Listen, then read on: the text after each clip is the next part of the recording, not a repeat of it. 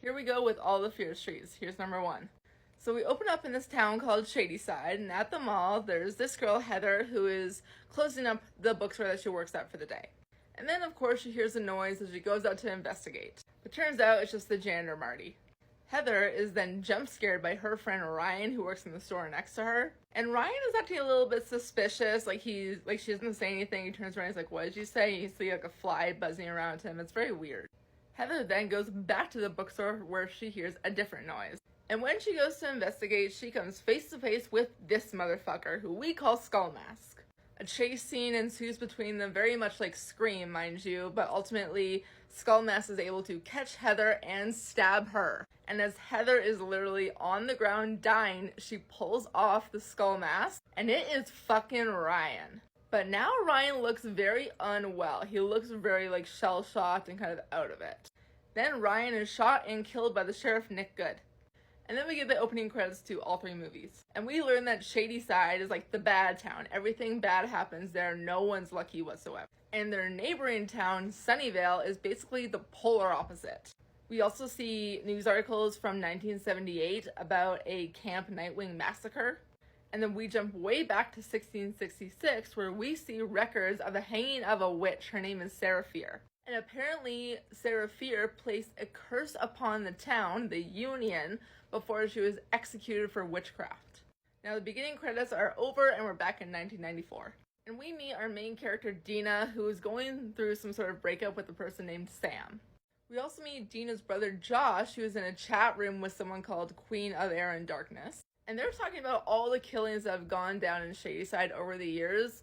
Apparently someone just snaps and kills a bunch of people every now and then. So this is like a thing.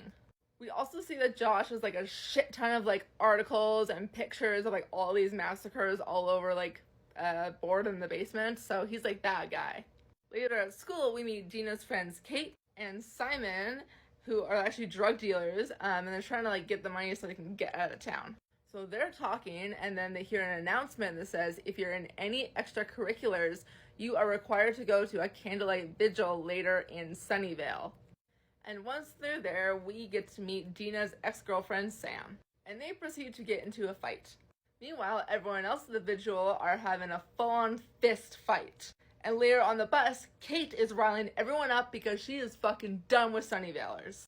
And Dina sees a car behind the bus with Sam and Sam's new boyfriend Peter, who's just a complete dick. And the guys in the car are throwing beer balls at them. So Dina retaliates by opening the emergency hatch and grabbing a cooler to throw it out onto the car. But she loses her grip when her nose starts bleeding, which causes the car to swerve and crash into a tree. Sam had gotten a nosebleed at the exact same time Dina had got hers, and now we see Sam crawling out of the car. And as soon as Sam's blood touches like this mossy stuff on the ground, she gets flashes of like someone screaming and a weird tree. Dina and her friends come running down to make sure that Sam is okay. And that's when Sam fucking vomits blood on Simon's t-shirt. Later, Sheriff Good shows up, and in completely, yes, horror fashion, everyone lies to him about what happened. While an ambulance takes Sam to the hospital. Later, Dina's at home and she sees Skull Mask outside her window, and she thinks that it's Sam's boyfriend. Because Peter, Sam's boyfriend, had threatened her after the car accident. Dina then pages Kate to tell her this. But then, of course, Kate and Simon hear a noise in the living room. And turns out it's Skull Mask going through the laundry. So everyone goes to see Sam in the hospital because they think that this is Peter. But Sam fucking defends this asshole, and he's like, no, he's been here the whole time. And then Peter walks into the room, so apparently that was true.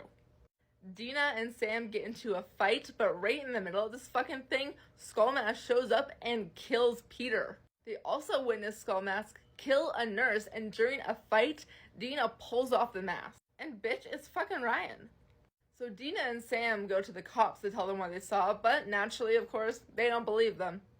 Dina then is able to create a distraction so she can steal another cop's gun. Meanwhile, while this is happening, Simon walks off on his own, where he is attacked by this chick with the straight razor. Dina appears and fucking shoots her, but then that chick fucking just reanimates and comes after them again. The gang all races back to Dina's house, where Simon is filling them in on what happened. And Josh perks up when Simon mentions the girl. And Josh tells the group that this is Ruby Lane, another Shadyside killer, but she was killed in 1965 when she killed herself. Then through all this, they put together that Sam accidentally crawled over Sarah Fierce's grave after the car accident and she bled on the grave, thus disturbing it. So the group is like, okay, you know what, we're gonna go back to Sarah Fierce's grave, give her a proper burial, and then all the killers will just disappear.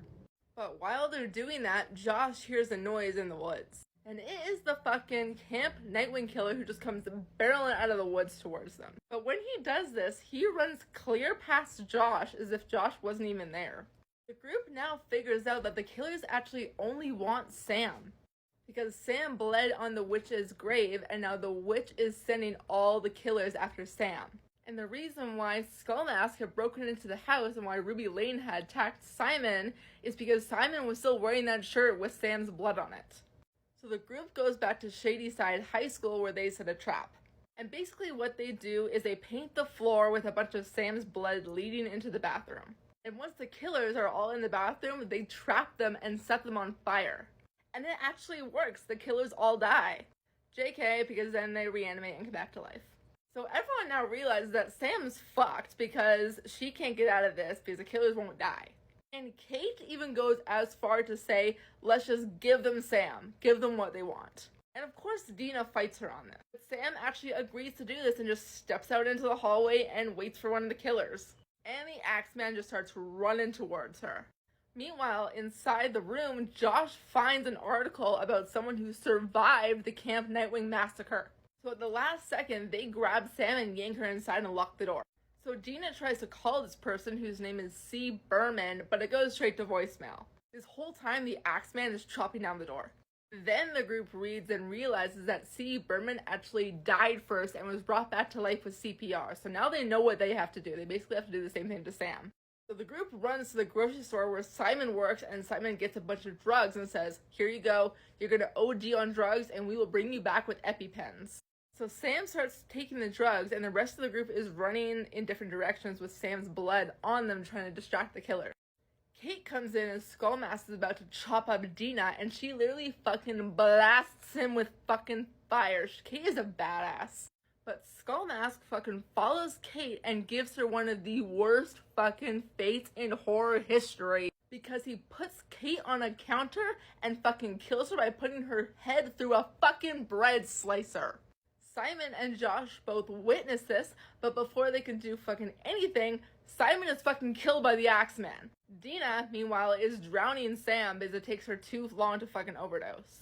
And right when Sam dies, the killers just disappear. And Dina starts stabbing Sam with EpiPens, but it doesn't fucking work. She's not waking up. So Dina gives Sam CPR, and that's what works. Sam finally wakes up.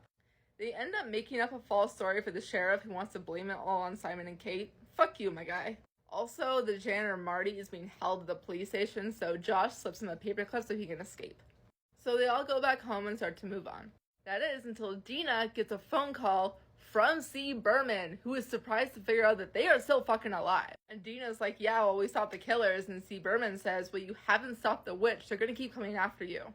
During this phone call, we see like a flashback of names being carved onto a wall. And the last name on the wall is Ryan Torres. But then, twist, Sam's name gets carved onto the wall.